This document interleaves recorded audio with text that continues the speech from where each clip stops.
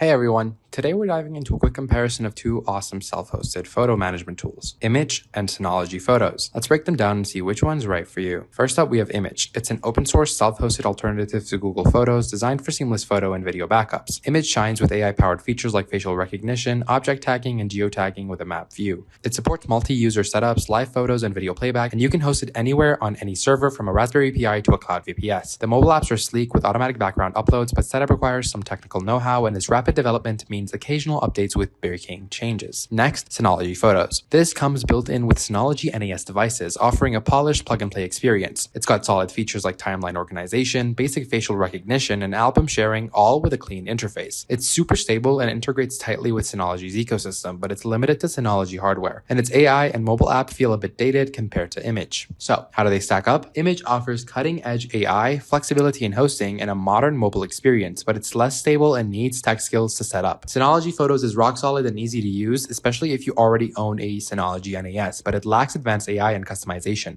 Here's a quick chart to sum it up. If you're tech savvy, want advanced AI, and don't mind tinkering, Immich is your go-to. If you own a Synology NAS and want a hassle-free, stable solution, stick with Synology Photos. Choose based on your setup and needs. Don't forget to like, share, and subscribe. Thanks for watching, and I'll see you in the next video.